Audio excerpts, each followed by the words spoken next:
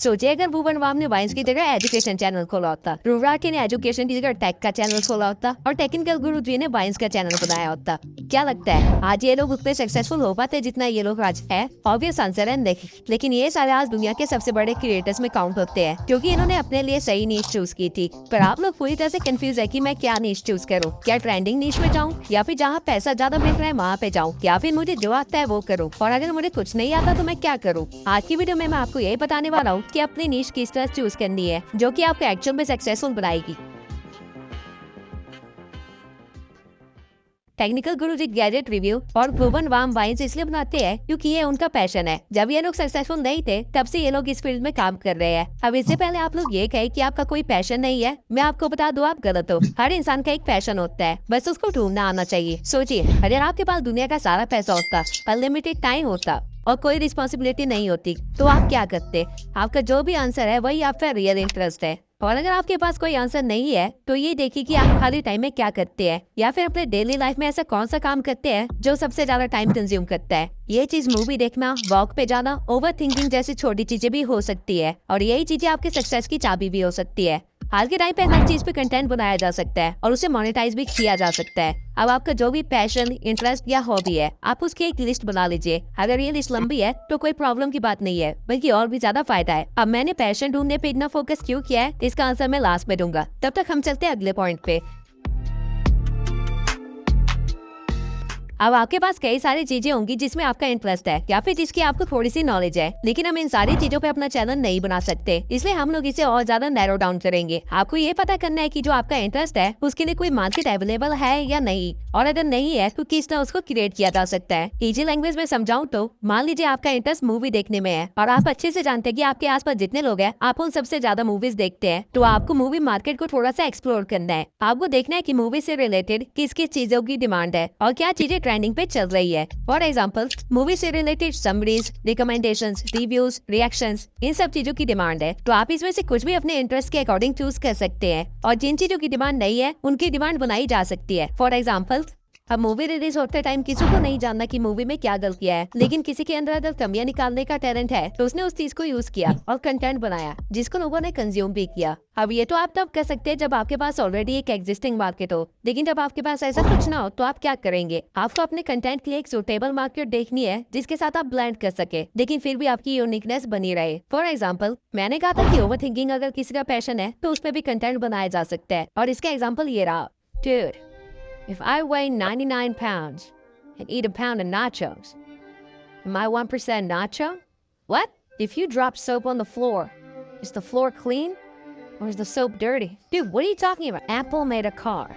Would it still have windows? Alright, I'm going to bed before I get a contact high. आप सबने ऐसी हजारों reel देखी होगी, लेकिन आपने कभी सोचा कि ये कितना सिंपल है, स्टिल कितना यूनिक आइडिया है? ठीक इसी तरह हर इंसान के मन में रोज हजारों थॉट्स आते हैं, लेकिन इसने अपने थॉट्स पे कंटेंट बनाया। अब ऑल्दो ये क्वेश्चंस काफी डीप होते हैं और उनकी पीछे खुद एक एक्सप्लेनेशन वीडियो भी बनाई जा सकती है जो कि एजुकेशन मार्केट का हिस्सा बन जाती है, लेकिन इस क्रिएटर को पता था कि इसके पास एक्सप्लेनेशन का टैलेंट या पैशन नहीं है, तो इसने अपने कंटेंट को ह्यूमन मार्केट के साथ ब्लेंड कर दिया। अब नॉर्मली जब हम ह्यूमर की बात करते हैं तो दिमाग में सबसे पहले वाइन्स, फनी क्लिप्स, जोक्स ऐसी चीजें आती है, लेकिन कोई नहीं सोच सकता था कि डीप क्वेश्चंस को भी फनी वे में बनाया जा सकता है या किसी की ओवर थिंकिंग भी कितनी इंटरेस्टिंग हो सकती है। ठीक इसी तरह आपको अपने हर इंटरेस्ट को अच्छे से एनालाइज करना है और हर मार्केट में अपॉर्चुनिटी देखनी है, और जहाँ पे ये दोनों चीजें मिल जाएंगी वहाँ आप अपने निश के एक कदम और पास होंगे।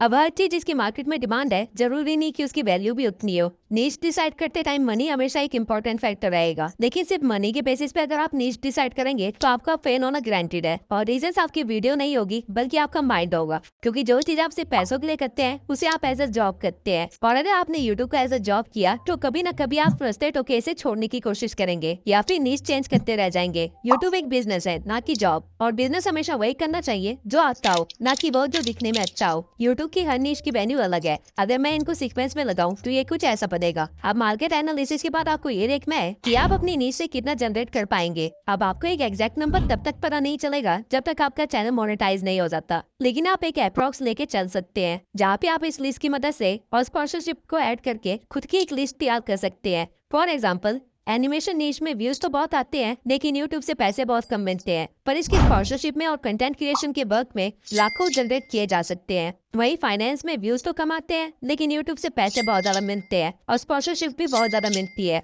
और ठीक इसी तरह टेक नीश में व्यूज मॉडरेट होते हैं और पैसे भी ठीक ठाक मिलते हैं और स्पॉन्सरशिप कम मिलते हैं। अब जैसे हमने पहले मूवी नीश को डिसाइड किया था, जहाँ मैंने मार्केट एनालिसिस करने के बाद मूवी समरीज को वीडियो बनाने का सोचा, लेकिन मूवी नीश एंटरटेनमेंट में आती है जिसकी अर्निंग बहुत ही कम है और इस नीश के लिए स्पॉन्सर भी ज्यादा नहीं है।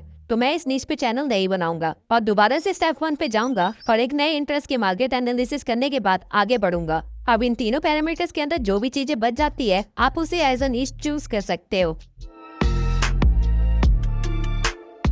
लेट्स अज्यूम आपने प्रीवियस सारे पॉइंट्स को फॉलो कर लिया और आपका कंक्लूजन निकला कि आप हेल्थ एंड फिटनेस से रिलेटेड चैनल खोलेंगे जहाँ पे आप एक्सरसाइजेस बताएंगे। लेकिन अब सोचिए कि क्या आप ये काम अगले 5 साल तक कर सकते हैं? क्या 5 साल बाद भी आप अपने ऑडियंस को कुछ यूनिक प्रोवाइड कर पाएंगे? बेसिकली हम 6 मसल्स को ट्रेन करते हैं। अगर आप 6 मसल्स के लिए 10 अलग अलग एक्सरसाइजेस भी बताएंगे, वो भी 10 अलग अलग वीडियोस में, और मान लेते हैं कि थोड़े चेंजेस करने के बाद आप इसे रिपीट भी कर लेते हैं, तो भी आप सिर्फ 120 वीडियोस ही बना पाएंगे, जो कि आप आराम से 1.5 साल के अंदर कवर कर लेंगे। फिर आप क्या करेंगे? क्योंकि दोबारा कंटेंट रिपीट करने के बाद चैनल डेड हो जाएगा। अभी इस टाइम पे आपको अपने चैनल का नीश चेंज करके एक ब्लॉग चैनल बनाना पड़ जाएगा। और ठीक इसी तरह जहां आपने चैनल स्टार्ट करने के टाइम सोचा था कि सिर्फ 1-2 घंटे एक्सरसाइज करके रिकॉर्ड करके वीडियो डाल दूंगा, अब आपको पूरा दिन कैमरे के सामने रहना पड़ेगा। और हो सकता है कि ये चीज आपको लंबे टाइम तक पसंद ना आए, क्योंकि हम सब में से हर कोई इतना ज्यादा सोशल नहीं है। और वहीं दूसरी साइड जिसने मूवी समरी पे चैनल खोला होगा, वो 10 साल बाद भी यूनिक वीडियोस डाल सकता है। तो फिटनेस में पैसे तो ज्यादा है, जो कि आप 2 साल तक अच्छे खासा अर्न भी करेंगे, लेकिन फिर कंगाल होने लग जाएंगे। वही एंटरटेनमेंट नीश वाला 2 साल बाद भी अपना वीडियो डालता रहेगा और अगले 8 साल और काम करेगा, जिसकी वजह से अगले 8 साल को और भी ज्यादा अर्न करेगा, जब आप कुछ नहीं कर रहे होंगे। इसलिए स्टार्टिंग में नीश डिसाइड करते टाइम उसको एज अ 5 ईयर प्लान सोचना, और जरूरत पड़ने पे आप इस नीश को किस तरह कन्वर्ट कर सकते हैं, ये भी ध्यान में रखना। और नीश कन्वर्ट करने के बाद वो चीज आपके लिए सूटेबल है भी या नहीं, इस चीज को अपने टॉप फैक्टर हमेशा रखना।